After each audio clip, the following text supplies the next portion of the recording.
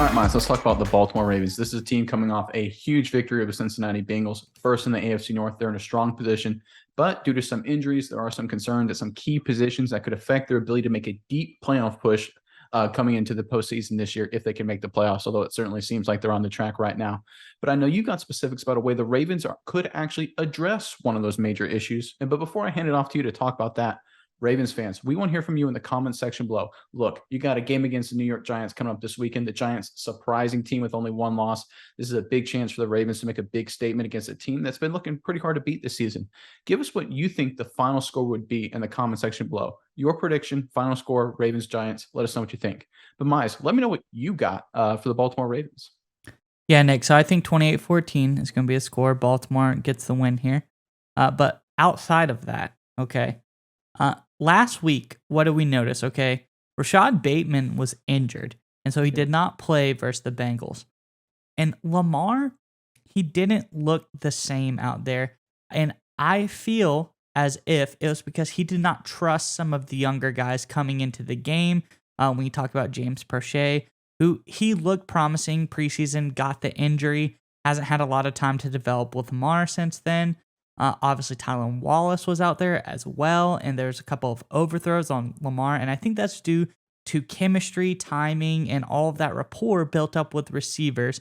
And, the quality of receiver also does matter. And Baltimore's been hanging their laurels on these young guys that they have, but we see them come out, and Lamar just hasn't built the rapport with them yet. So, Nick, there's an easy fix to try to get around this, and that's to look at the free agent or trade market and try to bring someone in, something that Baltimore's always been good at. You think about guys like Anquan Bolden, think about guys like Mike Wallace, Steve Smith. Some of the most productive guys are guys that Baltimore picks up at the trade deadline timeline and brings them onto the team, older veteran receivers, and they tend to pan out in this Baltimore offense a little bit better. But one guy that is possibly on the market right now, everyone's talking about him, is DJ Moore. And it makes sense that he could go to Baltimore, being a Maryland native himself. Obviously, he went to college at Maryland. DJ Moore makes a lot of sense to me. And the reason, let's get into that, why Carolina wants to trade him. Obviously, they fired their head coach, D coordinator, but they only have about 4 draft picks coming up in this year's draft. And they kind of want to restock those selections if they're going to go into like a slight rebuild here.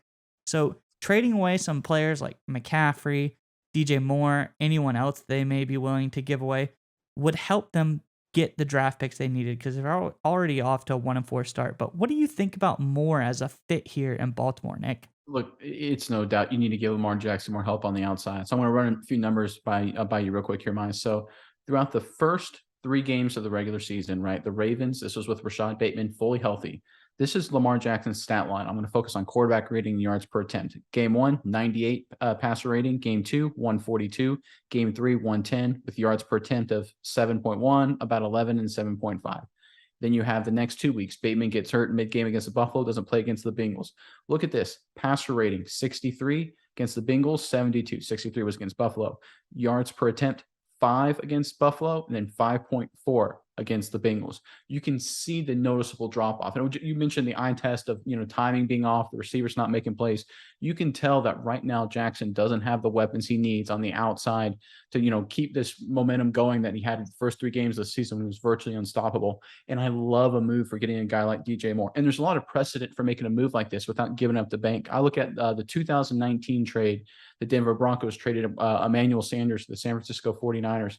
That would they according to the report here from, I think Yardbarker actually has this. I think that they only gave up a 3rd and a 4th round draft pick, the 49ers did, for Emmanuel Sanders, who I think is a similar caliber player back then as DJ Moore is now. So that's kind of an easy trade, I think, if you're the Ravens, because a 3rd and a 4th, or maybe even just a 3rd if they can, get it right. Isn't that much draft capital to give up, especially right now when you have Jackson looking like he's an MVP caliber form. Give him the weapons he needs and really take advantage of the window you have here. Because right now, when the Ravens are healthy, I think they're the best team in this division and one of the best teams in the AFC.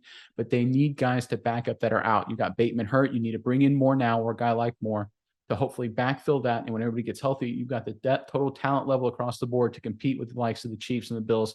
They really need to take advantage of the situation.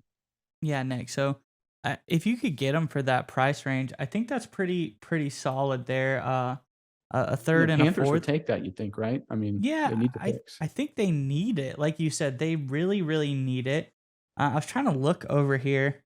Uh, the Ravens have a couple of uh later round picks, like a litany of those, like a couple fifths, couple sevenths. So they've gotten from trades and stuff like that. But obviously, they have all of their regular picks as well. So I think trading a third and a fourth would be pretty reasonable. If you're a Baltimore fan, you know that they'd trading a fifth is kind of ideal for us. Swapping fifths for guys like we swapped a fifth for Marcus Peters, Calais Campbell, all those kind of guys. Fifth round pick was the way to go. But yeah, so a third and a fourth for more, I would take that because I want to see I want to get a guy that's not at the end of his career come in at the wide receiver position, help our quarterback out. I want someone they can grow with. Obviously, Lamar and DJ Moore were in the same draft class together. They're the same age, so they can grow together. They can, develop together. And this is a pairing that could go on for more than just the foreseeable future. So I really like the matching, and I want to see if Baltimore tries to go after anyone in the trade deadline.